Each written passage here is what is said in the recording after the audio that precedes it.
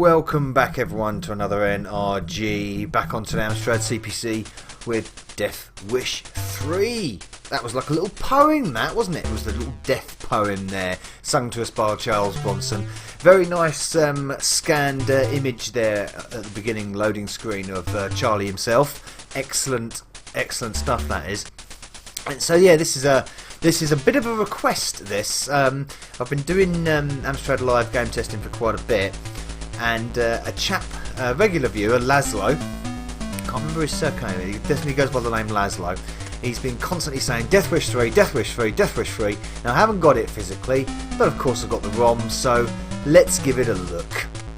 Oh yes, well, so it's a movie license, this, of the, is it 86 the film came out? Not sure. The game came out in 88, that's for sure, by our good friends at Gremlin Graphics. And it's a bit of a cracker. Well, there is a problem with it. I do have a problem with it. But we'll get to that as we play. So we've already started.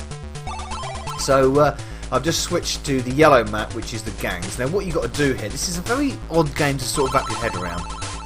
It's generally single screens, sort of flick screen, run and gun style thing. You basically want to get shot the least by the gang members, who are quite easy to pick out.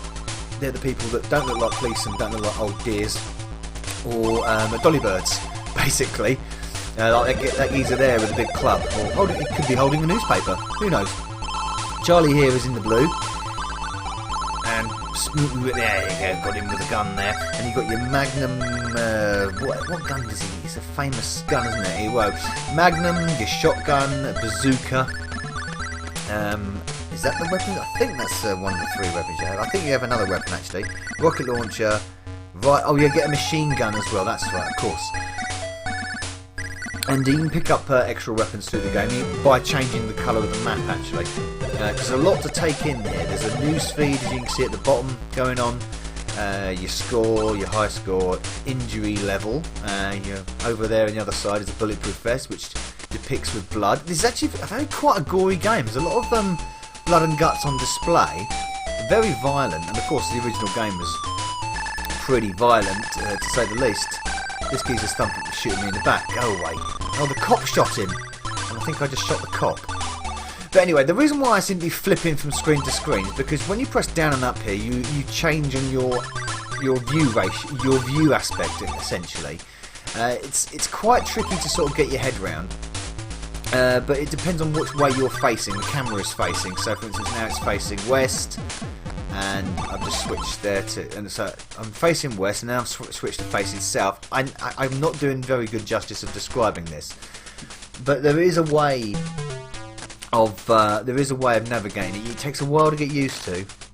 It takes a while to get used to for sure.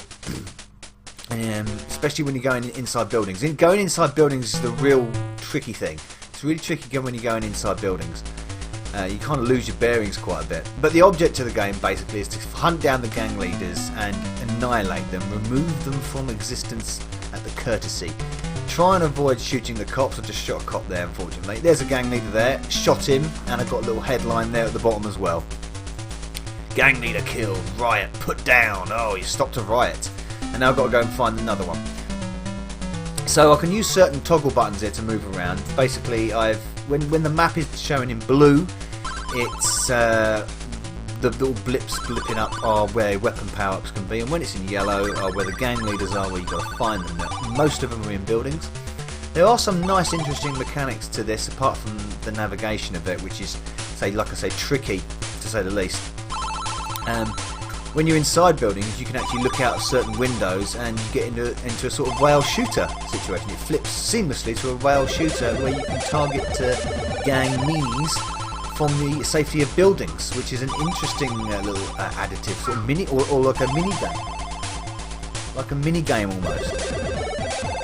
So that's quite cool.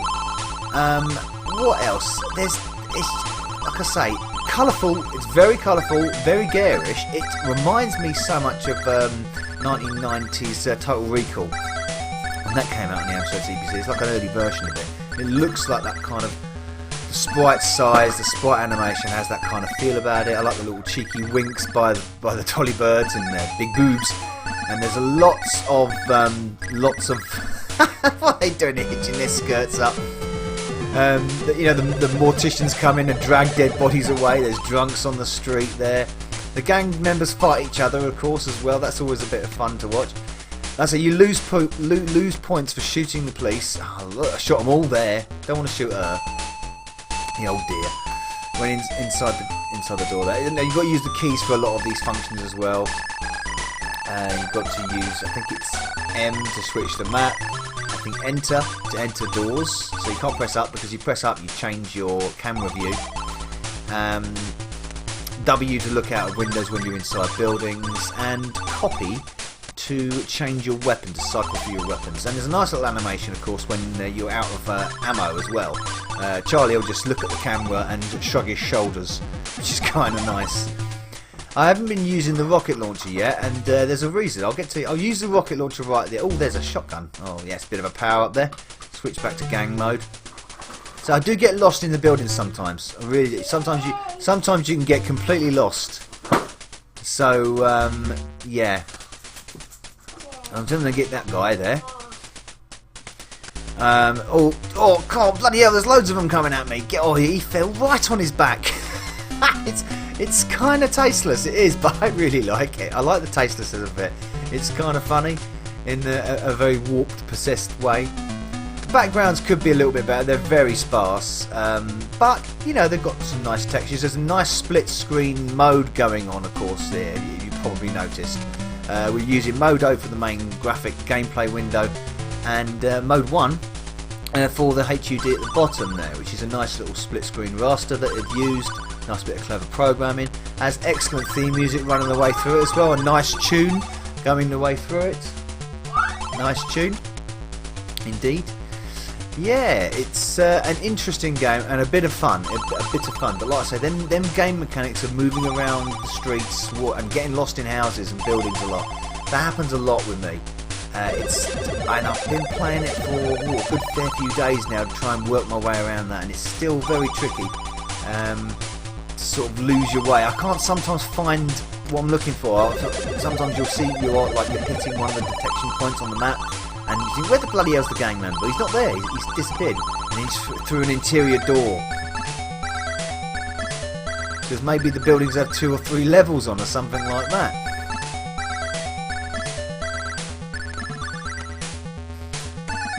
You lose. Oh, poor. Oh, sorry, love. Oh, I shot her in the guts. That's nasty, isn't it? That really is nasty. You got to lose points for that, of course. You lose points for shooting the police, of course. I've already said that, haven't I? And it does get a bit chaotic. I mean, trying to find this next gang member. I'm going to try and get to the end of this video. Alright, there's a gang member in here. Let's see if I can find him.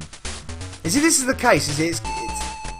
See, you think you should see him there, but he's not there. So obviously there's some sort of... Oh, see, that geezer pushed over a chair. Oh, I didn't shoot the old dear there, did I? What was she doing in a gang den anyway? Oh, I don't know. Well, about how much ammo have I got left? I've got the shotgun. Oh, there's a nice little... So when we're using the rocket launcher. If you shoot someone with the rocket launcher, there we go, out the window. And there's no targets to hit. Everyone's a civilian. Okay, forget that. I was just looking out the window there, just to show you that. Sorry, I was going to show you a little bit more of that. That was very brief. Haven't you seen many windows to look out of? Got to find this gang member. Like I said, if you use the rocket launcher, basically enemies and anybody really who hit with the rocket launcher just collapse in a pile of blood and guts, which is charming, really charming. This is probably days before the ESRB, isn't it? So who knows? But yeah, all the typical late 80s tropes going on. I love it. It's excellently retro. There's the gang leader. Bang in the bollocks. Got him. And on that note, I think I will leave this video. Yes, Death Wish 3 1988 by Gremlin Graphics on the Amstrad CPC. I'm going to get out of this building. Switch to my rocket launcher because here we go. Right, switch to my rocket launcher. I'm going to get out of this building and blow a few faces up and look at the bodies pile up. It's a slaughterhouse. Here we go. Splat. Don't. Oh god, I absolutely obliterated the cop in the back. Oops. Well, there you go. Piles of blood and guts on the floor. Lovely, isn't it? It's good fun. Thank you, and I will see you next time. Don't have nightmares. Do sleep well. Novabug out.